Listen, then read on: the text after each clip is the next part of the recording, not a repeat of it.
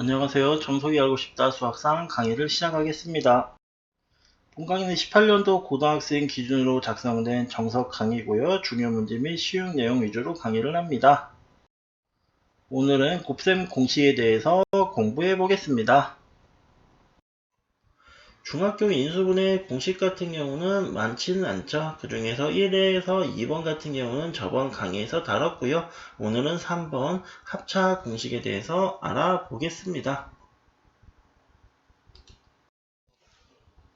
합차 공식 같은 경우는 간단하죠. a제곱 빼기 b제곱인데요. 이거를 인수분해를 하면은 a 플러스 b, a 마이너스 b로 됩니다.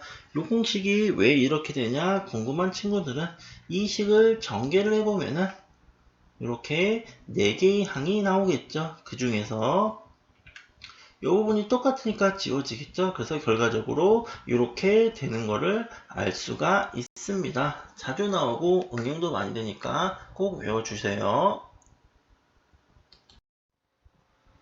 한번 합차 공식 간단한 거 예시를 풀어보면요. x 플러스 2랑 x 마이너스 1을 계산해 볼게요.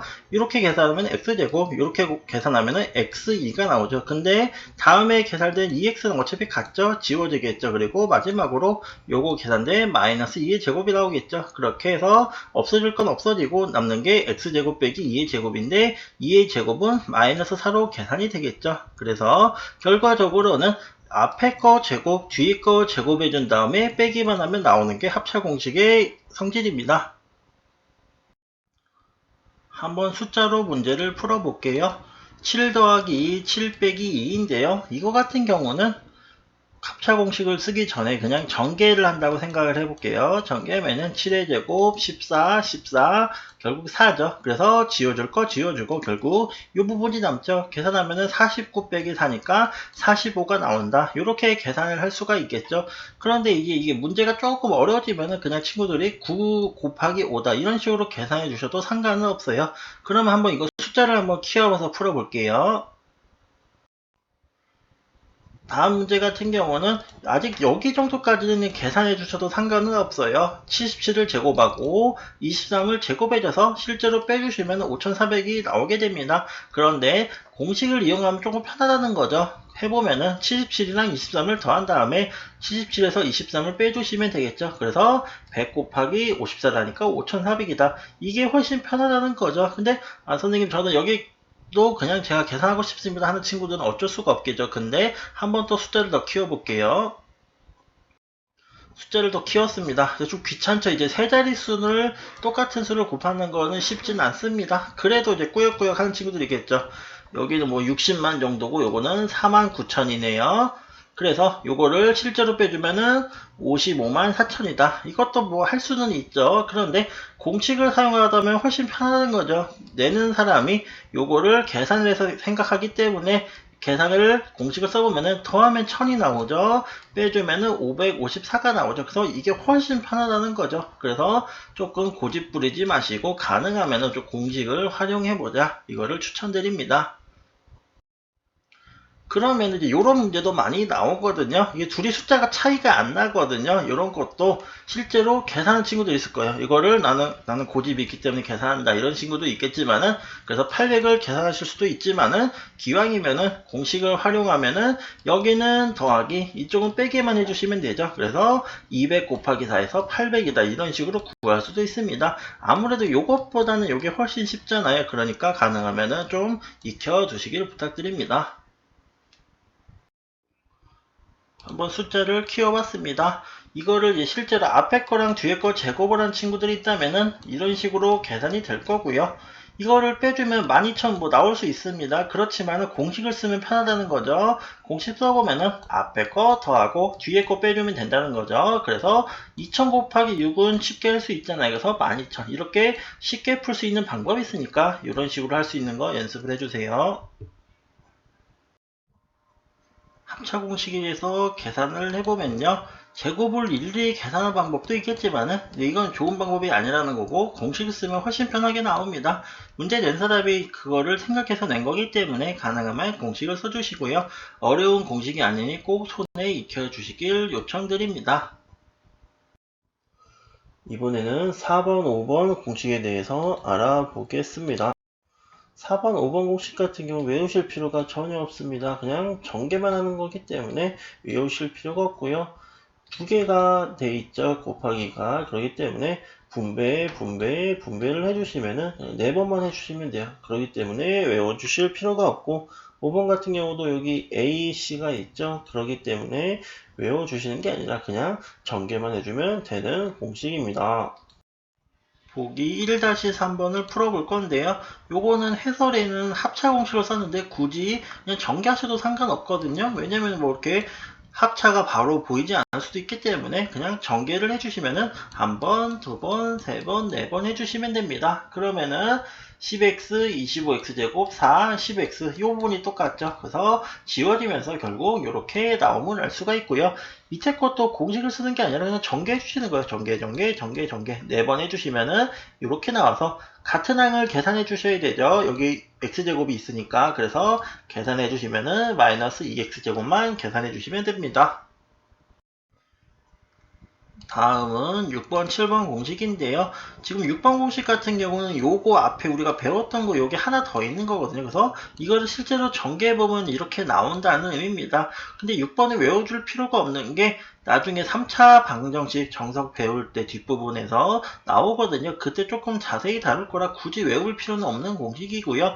7번 같은 경우는 조금 문제가 나오고 어렵진 않습니다. 그래서 a 플러스 b 플러스 c의 제곱 같은 경우는 a제곱, b제곱, c제곱 그리고 2배 요게 두 덩이가 생기거든요. 그래서 요거 같은 경우도 외워도 좋긴 하는데 요거를 예를 들어서 이렇게 똑같은 두 덩이를 써놓고 전개하면은 9번만 전개하면 되거든요. 3 곱하기 3식이기 때문에 실제로 전개도 되지만 그래도 기왕이면 좀 외워주세요. 요건 자주 나오니까요.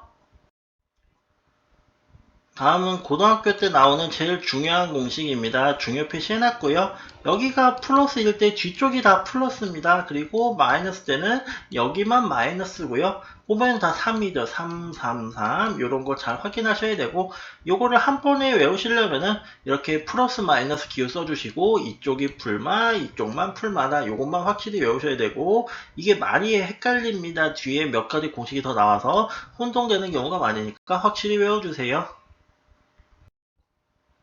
세제곱 공식이 어려운 이유는 지금 보시면은 플러스일 때는 여기가 마이너스고 마이너스일 때는 여기가 마이너스입니다. 그래서 헷갈리는데요. 요거를 방지하고자 어떻게 할 수 있냐면은 이 b랑 요 b의 제곱을 계산하면은 b의 세제곱이 나오고 요 마이너스 b랑 b의 제곱을 곱하면은 b의 세제곱이 나오는 게 있습니다. 그래서 요거를 계산하실 때 어디가 마이너스 있는지를 확실하게 외우셔야 되니까 부호 혼동되지 않게 잘 외워주세요. 세제곱 공식이 아직 덜 끝나는데요. 12번, 13번 공식을 보시면 상당히 길죠. 특히 12번 같은 경우는 엄청 길죠. 그런데 이 공식들 같은 경우는 어려운 문제의 공식이기 때문에 우선순위가 먼저 낮습니다. 그래서 앞에 거를 먼저 외우시고 이 공식들은 꼭 마지막에 외워주시길 부탁드리며 고난이도 문제만 나옵니다.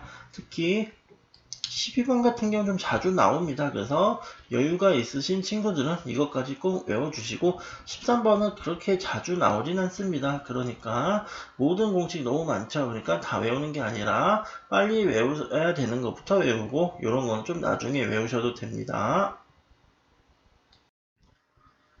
세제곱 공식 같은 경우도 변형 공식이 있습니다. 요거를 외워주시는 게 아니라 꼭 유도하는 걸 하셔야 돼요. 헷갈리기 때문에. 그래서 원래 외웠던 공식을 써놓고 여기 빨간색 A세제곱 B세제곱을 많이 물어보거든요. 그거를 네모로 쳐놓고 여기 안 묶이는 부분을 왼쪽으로 보내세요. 그러면은 부가 플러스 했으니까 빼기로 바뀌면서 기왕이면은 같은 거 있으면 묶어주면 좋죠. 3AB로 묶어주시면은 공식이 자동으로 나옵니다. 그러니까 외워줄 필요가 없다는 거죠. 공식을 외우면 왜 어렵냐? 어디는 마이너스고 플러스고 이런 게 다 틀리기 때문에 많이 헷갈립니다. 그러니까 유도하는 방식을 외워주시고요. 왜 유도하는 걸 하려면 또 공식이 더 있어요. 더 헷갈려요. 여기 마이너스 있는 거는 마찬가지로 외우는 게 아니라 유도하는 걸 해보면요. 원래 공식을 써놓고 여기 a세제곱 빼기 b세제곱을 네모로 놓고 풀어보면은 이 부분이 넘어가겠죠. 넘어가면서 부호가 바뀌니까 플러스로 계산해 주시면 플러스 3A로 묶이면서 하나는 빼기가 되겠죠. 이쪽 B쪽에 있는 게 빼기가 되네요. 그래서 이런 식으로 유도가 됩니다. 앞에 거랑 뒤에 거랑 되게 헷갈려요. 부호가 완전 다르기 때문에. 그래서 꼭 유도하는 방법을 외워주세요. 곱셈 공식 변형을 다 모아봤는데요. 굳이 이렇게 구분을 짓자면은 이렇게 나눌 수가 있는데 모아보니까 헷갈립니다. 어떤 건 플러스 마이너스 어렵습니다. 그렇기 때문에 얘를 외우는 게 아니라 유도하는 거를 꼭 해보셔야 돼요. 그래서 유도하는 게 어렵다 그러면 한 10번 정도 해봅시다. 보통 빽빽이 한다 그러죠. 한번 유도하는 거를 10번 정도 해보면 자연스럽게 외우실 수가 있거든요. 그러니까 숙제로 한번 내줄 테니까 한 10번만 한번 풀어보시고 외우는 거 아닙니다. 유도하는 거 꼭 한번 해보세요.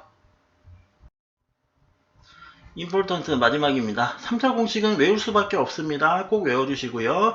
유도하는 거는 공식을 외우는 게 아니라 꼭 유도하는 방법을 외워서 해봐야 됩니다.